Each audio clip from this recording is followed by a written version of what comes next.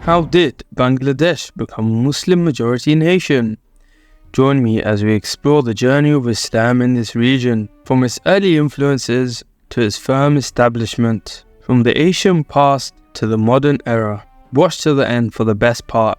Pre-Islamic Bengal. You see, before the arrival of Islam, Bengal, the region that is now known as Bangladesh, was a vibrant land with diverse beliefs. Predominantly Hindu at the time, with a significant Buddhist presence. This area was known for its unique blend of traditions and cultures.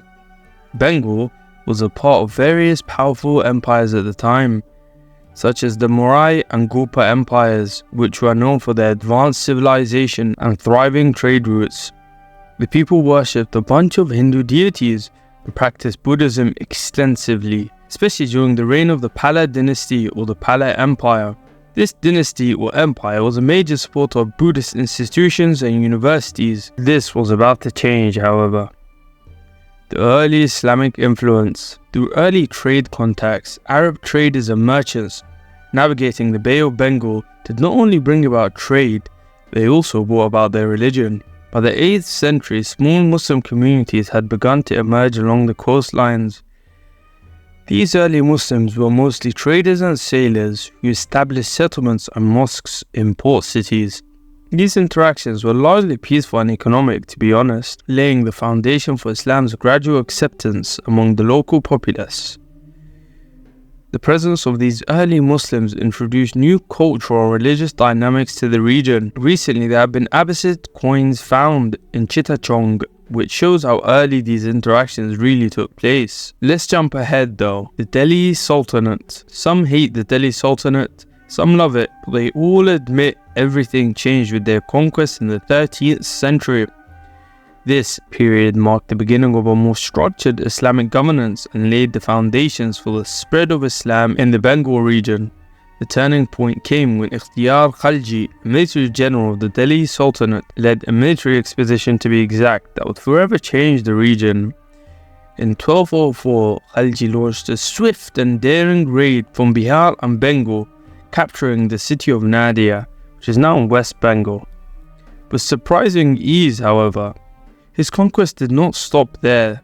He moved over to establish control over large parts of Bengal. Khalji's conquest was not merely a military success, but also a significant cultural and administrative shift. The establishment of the Delhi Sultanate's rule in Bengal brought about Islamic administration, replacing the local Hindu and Buddhist systems. Under the Delhi Sultanate, Islamic institutions flourished. Khalji and his successors built mosques and madrasas, which became centers of learning and spiritual guidance. Madrasas are basically just Islamic schools. Notable structures like the Edina Mosque in Pandua, even though this was built later on, these have roots in the early period of Islamic governance. The Delhi Sultan also facilitated increased trade and cultural exchanges with the wider Islamic world. Persian, of all languages, became the language of administration and high culture, bringing with it a rich artistic tradition that influenced local customs and practices. By integrating Bengal into the larger Islamic governance, the Delhi Sultanate laid the groundwork for the later independent Bengal Sultanate, which would further solidify the Islamic identity of the region. The Sultanate's administrative and cultural policies created a legacy that would endure for centuries. The conquest by the Delhi Sultanate was a pivotal chapter in the history of Bengal, or Bangladesh. It transformed the region of diverse beliefs into one stronghold of Islamic culture, setting the stage for future developments that would shape the identity of the land and its people. But that didn't last for too long. A couple centuries later, the British set sights on Bengal. The Colonial Period. The Colonial Period brought about significant changes to Bengal, both socio-economically and culturally. The British East India Company began its conquest of Bengal after the Battle of Plassey in 1757, leading to nearly 2 centuries of British colonial rule. I want to look at the Battle of Plassey in detail though. Get ready, this will be in detail though. Bengal, or Bangladesh at the time, the richest province in India, ruled by Nawab Daula. By 1757, the British East India Company, initially traders, were morphing into powerful players with their own private army. Bengal was the jewel they wanted so badly. As tensions were running high, the East India Company had fortified trading posts in Calcutta that angered Siraj-ud-Dowla. In 1756, he seized Calcutta, leading to the famous Black Hole of Calcutta incident. This is where British soldiers suffocated in a small dungeon. This event fanned the flames of the conflict. Robert Clive, a charismatic and ambitious company officer, was tasked with reclaiming Calcutta.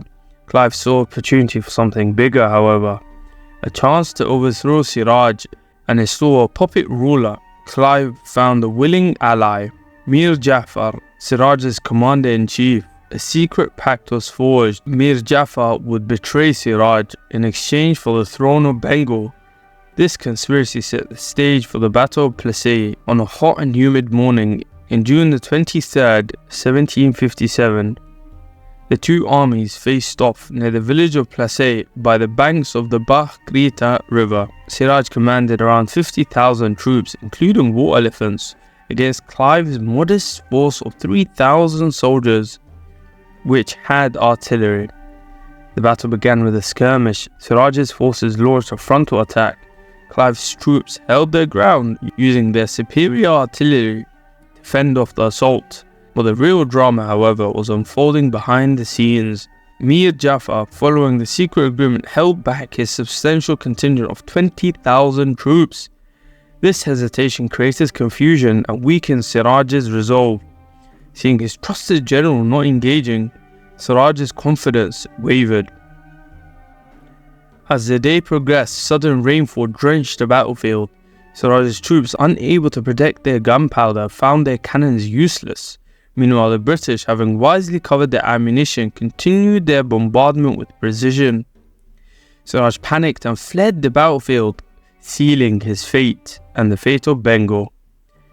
The demoralized and leaderless Bengali troops soon surrendered, marking a decisive victory for Clive and the East India Company. This battle was more than a military victory, it was a turning point. It marked the start of nearly 200 years of British colonial rule in India. The wealth extracted from Bengal fueled the Industrial Revolution in Britain, while India was systematically exploited. However, under British rule, the region experienced major infrastructural developments, such as the introduction of a railway system, establishment of modern educational institutions, and significant changes in land revenue systems. The British colonial administration also introduced Western education and legal systems, which played a crucial role in shaping the modern intellectual landscape of Bengal. The early 20th century was marked by growing communal tensions and political movements. The partition of Bengal in 1905, aimed at dividing the province along religious lines, sparked widespread protests and was eventually reversed in 1911. However, it sowed the seeds of division, which would later culminate in the more significant partition of India in 1947. Partition of India in 1947 led to the creation of two independent dominions, India and Pakistan.